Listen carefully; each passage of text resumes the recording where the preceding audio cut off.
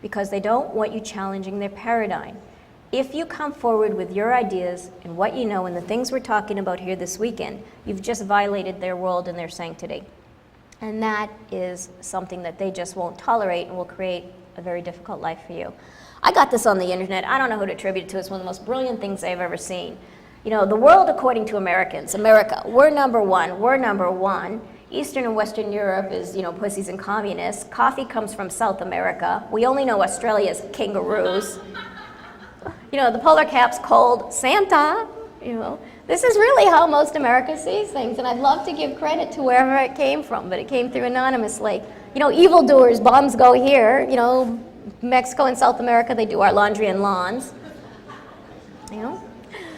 You know, and this is what we're dealing with, and you've got to remember, and you've got to respect, this is their world too. Okay, so your tools are, remember it's all about perspectives, and while this looks like a nice little design, this is actually elephant skin. And so your tools are to show people that it's not what it seems, there's something deeper underneath it. And so your approach is the new 3 R's, which is not reading, writing, and arithmetic. And this is something I work with people with great depth with, and this is important. You have to make yourself relevant. You know, if you're just sitting there on your commune and you're just, you know, working with your own little sphere, it's not going to work. You have to come into today's world if you really want to be a change maker. And you have to do things within today's 21st century and make yourself relevant to today's culture and society. You got to be realistic. You got to look at what you're working with for the second R. You have got to not just say, well, you know, the aliens are going to be here on Sunday, or I'm channeling them and you want to come hear them. You've got to be realistic with who you're working with and what you're dealing with. And you need to speak to them in those appropriate terms. But most importantly, my friends, you got to be relatable. You have got to be able to be somebody that they're willing to look at and to listen to, and not be necessarily bringing your stuff on them, but you're entering into their world. 2,000 years ago, you had a great teacher here, and though a lot of the teachings that were really relevant were lost, one of the things I will share with you, which you can dismiss or accept, is that there was a group that he worked with. And in this group, he taught them the ways of the common ordinary man. He taught them about their behaviors, and he taught them how to go forward, not just in this lifetime, but in their future lifetimes, as effective messengers. Messengers who will open the door, messengers of change. And in doing that, you have to be relatable. As you read your old-time readings, you will read about the ancient Essenes, how they would change their robes when they went into town so they matched what the people were wearing. So these 3 R's are things I want you to remember.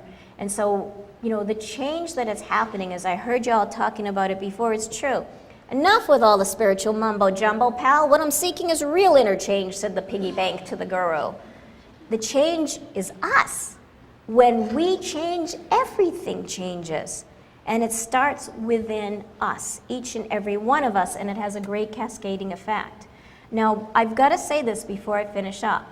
The other part of metamorphosis is financial. And that you have to realize that we're no longer these spiritual monks walking along with an alms bowl saying, you know, I'll teach you for a dinner. That we have a lot of hang-ups about money and finances. I mean, you know, it's particularly apt now because of the state of the world. And what we have to realize is that this is how we flex our collective arm on this planet, through financial maneuverings and money. It's not money that's bad, it's getting hung up on money. It's the key of loving money, of wanting, you know, amassing millions and billions and living for a 401k instead of quality of life. So you've got to get over this poverty consciousness of, I'm spiritual, I'm good, I'm poor.